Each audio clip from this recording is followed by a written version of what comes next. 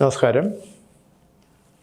ഞാൻ professor doctor K V Pillai, director, Keshava holistic medical centre, Chinmaya lane, Ayurveda കോളേജിന് പുറകുവശം, തിരുവനന്തപുരം. ഇന്ന് ഞാൻ പറയാൻ പോകുന്നത് ഏറ്റവും പ്രധാനമായിട്ടുള്ള, നേരത്തെ നമ്മൾ പല എപ്പിസോഡിലും പറഞ്ഞിട്ടുള്ളതാണ്. എന്നിരുന്നാൽ തന്നെയും ഈ ആളുകൾ, രോഗികൾ കൂടെ വിളിച്ച് അന്വേഷണം ചോദിക്കാറുണ്ട്. ഞാൻ പ്രധാനമായിട്ട് പറയാൻ പോകുന്നത് ആർത്രൈറ്റിസ് ആണ്. ആർത്രൈറ്റിസ് എന്ന് പറഞ്ഞു കഴിഞ്ഞാൽ നമ്മുടെ ജോയിൻറ്റുകൾക്ക് ഉണ്ടാകുന്ന തേയ്മാനം കൊണ്ടുണ്ടാകുന്ന ഈ മൂവ്മെൻറ്റ്സ്, അല്ലെങ്കിൽ നമുക്ക് ചലനങ്ങൾ, അല്ലെങ്കിൽ നടക്കുന്നതിനുള്ള ബുദ്ധിമുട്ട്, ഇരിക്കുന്നതിനുള്ള ബുദ്ധിമുട്ട്, ഇതൊക്കെ അനുഭവപ്പെടുന്ന ഒരു കണ്ടീഷനാണ് ആർത്രൈറ്റിസ്. ആർത്രൈറ്റിസ് എന്ന് പറയുമ്പോഴത്തേക്ക് പല രീതിയിലുള്ളതുണ്ട്. ആയുർവേദത്തിൽ ഇങ്ങനെ അമ്മവാദം എന്നൊക്കെ പറയും. എന്നിരുന്നാൽ തന്നെ നമുക്ക് പ്രധാനമായി ഇതിൻ്റെ ട്രീറ്റ്മെൻറ്റ് എല്ലാം ഏകദേശം ഒരുപോലെ തന്നെയാണ്. നിങ്ങൾ തന്നെ അറിയാം, ഈ മുട്ട് മാറ്റി വെക്കുന്നത്, അതുപോലെ ഈ നട്ടലിന് സർജറി ചെയ്യുന്നത്, ഇതൊക്കെ നമുക്ക് ഒരു പരിധിവരെ മെഡിസിൻ കൊണ്ടും അല്ലെങ്കിൽ എക്സസൈസ് കൊണ്ടും നമുക്ക് സാധിക്കുന്നതാണ്. ഇതിൻ്റെ പ്രധാന കാരണം എന്ന് പറഞ്ഞു കഴിഞ്ഞാൽ നമ്മുടെ ബോഡിയിൽ ഓക്സിജൻ കാൽസ്യം ലെവൽ കുറയുന്നതാണ്. ഇപ്പം എല്ലും പല്ലും എന്ന് പറഞ്ഞു കഴിഞ്ഞാൽ രണ്ടും ഒന്ന് തന്നെയാണ്.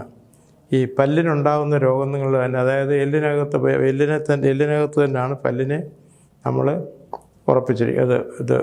പ്രകൃതി ഉറപ്പിച്ചിരിക്കുന്നത്. അപ്പോൾ പല്ലിന് കേടുണ്ടെങ്കിൽ തന്നെ നമുക്കറിയാം ആ പേഷ്യൻറ്റിന് കാൽസ്യത്തിൻ്റെ കുറവുണ്ട്.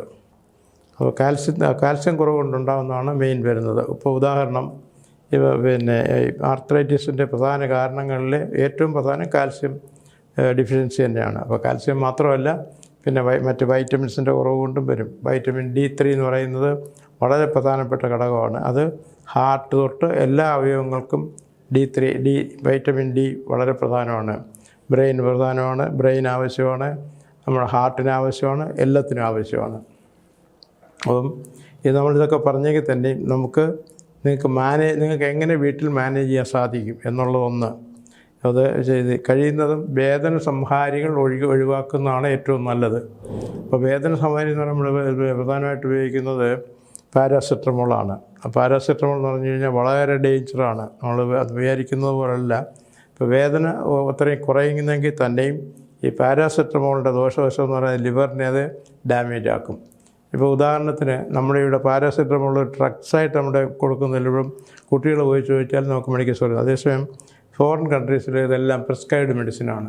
ഒരു ഡോക്ടർ പ്രിസ്ക്രിപ്ഷൻ ഇല്ലാതെ പാരാസെറ്റമോൾ കൊടുക്കത്തില്ല. അപ്പം അതിൻ്റെ ഇൻജൂറിയസ്, അതിൻ്റെ പ്രാധാന്യം, അതിൻ്റെ ദോഷവശം എന്താണെന്ന് നിങ്ങൾക്ക് മനസ്സിലാക്കാമല്ലോ. അങ്ങനെ കഴിയുന്നതും എക്സ്റ്റേണൽ ആപ്ലിക്കേഷൻസ് കൊണ്ട് കുറേ നമുക്ക് സാധിക്കും. പിന്നെ ആയുർവേദത്തിൽ ഞാൻ പല സിസ്റ്റം പ്രാക്ടീസ് ചെയ്യുന്ന ആയതുകൊണ്ട് ആയുർവേദത്തിൽ പല എണ്ണ, കുഴമ്പ്, അതൊക്കെ വളരെ ഫലപ്രദമായിരിക്കും. പിന്നെ നമുക്ക് അകത്ത് ഉപയോഗിക്കാവുന്നത്, ഞാൻ നേരത്തെ പറഞ്ഞതുപോലെ ഈ ജോയിൻറ്റുകൾക്ക് കുഴപ്പമുണ്ടാകും. കുഴപ്പമെന്ന് പറഞ്ഞാൽ തേയ്മാനം ഉണ്ടാകുന്നതിൻ്റെ പ്രധാന കാരണം ഞാൻ കാൽസ്യം പറഞ്ഞു.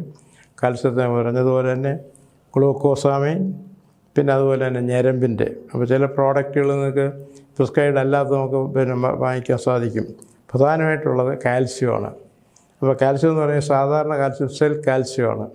അത് വളരെ ഡേഞ്ചറാണ്. കാരണം അത് നമുക്ക് കൂടുതൽ അമിതമായിട്ട് ഉപയോഗിച്ച് കഴിഞ്ഞാൽ നമ്മുടെ ബോഡി ചെന്നിട്ട് ഈ കിഡ്നിയിൽ ഒക്കെ കല്ലുണ്ടാകാനുള്ള സാധ്യതയുണ്ട്. ഈ ഷെൽ കാൽസ്യം എന്ന് പറയുന്നത് സാധാരണ കാൽസ്യത്തിന് വളരെ വിലക്കുറവാണ്. അഥവാ കാൽസ്യം നിങ്ങൾ സ്വന്തമായിട്ടായാലും ഡോക്ടർ ഉപദേശം കൊണ്ടായിരിക്കും ഏറ്റവും നല്ലത്.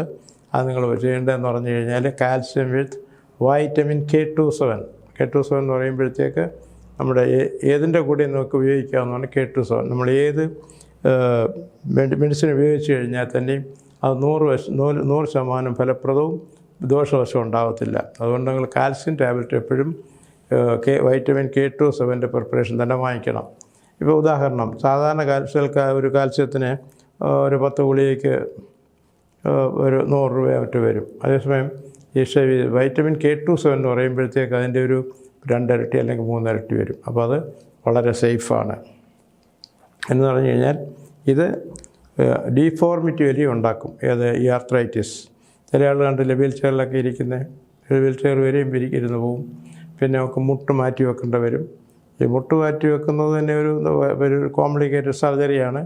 കഴിയുന്നത് നിങ്ങൾ ഇതുപോലെ നേരത്തെ തന്നെ ഉപയോഗിച്ച് കഴിഞ്ഞാൽ ഇതൊക്കെ ഈ മുട്ടുമാറ്റ ശസ്ത്രക്രിയയൊക്കെ നമുക്ക് മാറ്റാൻ സാധിക്കും. അതിപ്പോൾ ഒരു ഓർത്തോ എടുത്ത് പോയി കഴിഞ്ഞാൽ ആ ഡോക്ടർ തന്നെ ആദ്യം നിങ്ങളെ മെഡിസിൻ കൊണ്ട് നോക്കും. ഉടനെ ഒരു സർജറി പറയില്ല, അവർക്ക് അതിൻ്റെ സർജിക്കൽ കോംപ്ലിക്കേഷൻ അറിയാം. പിന്നെ സർജറി തന്നെ എല്ലാ കേസിനും അത് വിജയിക്കണമെന്ന് നിർബന്ധമില്ല. എന്നാലും നല്ലൊരു ശതമാനം വിജയം നമുക്ക് കാണാൻ സാധിക്കും. പിന്നെന്ന് പറഞ്ഞു കഴിഞ്ഞാൽ നമുക്ക് ഈ കാൽസ്യം എങ്ങനെ നമുക്ക് നിലനിർത്താം. ഇപ്പോൾ ഉദാഹരണം, നമ്മൾ കഴിക്കുന്ന ആഹാര സാധനത്തിൽ അത് വെജിറ്റബിൾസ് ആയാലും ഫ്രൂട്ട്സ് ആയാലും, ഉദാഹരണങ്ങൾ ഈ മുട്ടയിൽ ആവശ്യത്തിനുള്ള കാൽസ്യം അടങ്ങിയിട്ടുണ്ട്. ഇപ്പോൾ ദിവസം നിങ്ങൾ 1-2 മുട്ട കഴിക്കുന്നതിന് ദോഷവശമൊന്നും, അത് കൊളസ്ട്രോളൊന്നും വർദ്ധിക്കത്തില്ല. അതിന് വേണ്ടിയെന്ന് പറഞ്ഞു കഴിഞ്ഞാൽ കഴിയുന്നതും നിങ്ങൾ ബുൾസൈ ആയിട്ടാണ് മുട്ട കഴിക്കേണ്ടത്. അപ്പോൾ ഈ മഞ്ഞക്കരു കൂടുമ്പോഴത്തേക്കാണ് കൊളസ്ട്രോൾ കൂടുന്നത്. അപ്പോൾ അതുകൊണ്ട് ഈ മഞ്ഞക്കരു ചൂടാവാതിരിക്കുകയാണ്. ചില ആളുകൾ അഡ്വൈസ് ചെയ്യും മഞ്ഞക്കരു കഴിക്കേണ്ട, വെള്ളക്കരു കഴിച്ചിട്ട് വലിയ പ്രയോജനം വരുന്നില്ല. അതിൽ കാൽസ്യം ഉണ്ടാവും, പക്ഷേ മറ്റ് ന്യൂട്രിയൻസ് കാണത്തില്ല. ഇപ്പോൾ ഈ ജിമ്മിലൊക്കെ പോകുന്ന അവർ അഡ്വൈസ് ചെയ്യുന്നത് നിങ്ങൾ വെള്ളക്കരുവാണ് കഴിക്കേണ്ടത്. അതും 10, 15, 20 മുട്ടയുടെ വെള്ളക്കരു. അതുകൊണ്ട് വെള്ളക്കരു എന്ന് പറഞ്ഞു കഴിഞ്ഞാൽ ഭക്ഷ്യയുടെ തൂവലാണ്, അതുകൊണ്ട് പ്രയോജനമില്ല. ദിവസം നോർമലായിട്ട് 2 മുട്ട എല്ലാ കിഡ്നി പേഷ്യൻസ് ഒഴിച്ച് ബാക്കി എല്ലാവർക്കും നമുക്ക് അഡ്വൈസബിളാണ്. ഹൃദയത്തിന് നല്ലതാണ്, തലച്ചോറിന് നല്ലതാണ്, കണ്ണിന് നല്ലതാണെല്ല. പിന്നെ നമുക്കെന്ന് പറഞ്ഞാൽ വെജിറ്റബിൾസാണ്. ഇപ്പോൾ ഉദാഹരണത്തിന് ഫ്രൂട്ട്സുകളിൽ ഏറ്റവും കൂടുതൽ റിച്ചായിട്ട് കാൽസ്യം കിട്ടുന്നത് പേരയ്ക്കാണ്. ഇപ്പോൾ അങ്ങനെ പേരയ്ക്ക ഇഷ്ടം പോലെ കഴിക്കുന്നത് നല്ലതാണ്. അതുപോലെ തന്നെ ഇലവർഗ്ഗങ്ങൾ, മുരിങ്ങയിലയിലാണ് ഏറ്റവും കൂടുതൽ കാൽസ്യം ഉള്ളത്. പിന്നെ പാലിലും കാൽസ്യമുണ്ട്. അപ്പോൾ ഇത് നമുക്ക് നാച്ചുറലായിട്ട് പരിഹരിക്കാൻ സാധിക്കും. എന്നിരുന്നാൽ തന്നെ ഞാൻ പറഞ്ഞെങ്കിൽ തന്നെ നിങ്ങൾക്ക് സ്വന്തമായിട്ട് ചികിത്സിക്കുന്നതിനേക്കാൾ നല്ലത് അടുത്തുള്ള ഏതെങ്കിലും ഒരു ക്വാളിഫൈഡ് ഡോക്ടർ, അത് മോഡേൺ മെഡിസിൻ ആയാലും കുഴപ്പമില്ല, ആയുർവേദം ആയാലും കുഴപ്പമില്ല, ഹോമിയോപ്പതി ആയാലും കുഴപ്പമില്ല, മറ്റേത് സിസ്റ്റം ആയാലും കുഴപ്പമില്ല. പിന്നെ ഞാൻ ഇത്രയൊക്കെ പറഞ്ഞെങ്കിൽ തന്നെയും ഞാൻ പ്രധാനമായിട്ട് ചെയ്യുന്നത് how to avoid bypass surgery, angioplasty and angiogram. അപ്പോൾ നേരത്തെ പല എപ്പിസോഡിൽ ഞാൻ ഹൃദയത്തിനെ പറ്റിയാണ് മെയിനായിട്ട് പറയുന്നത്. നമുക്ക് ആൻജിയോഗ്രാം എന്ന് പറഞ്ഞാൽ വെരി ഡേഞ്ചറസ് ആണ്. അത് പിന്നെ ഉദാഹരണം ആൻജിയോഗ്രാം എടുക്കുന്നതിന് തന്നെ ഒരു ഡോക്ടറെ അഡ്വൈസ് കൊണ്ട് മാത്രമേ എടുക്കാൻ പറ്റൂ. ഒന്ന്. രണ്ടാമത് ഒരു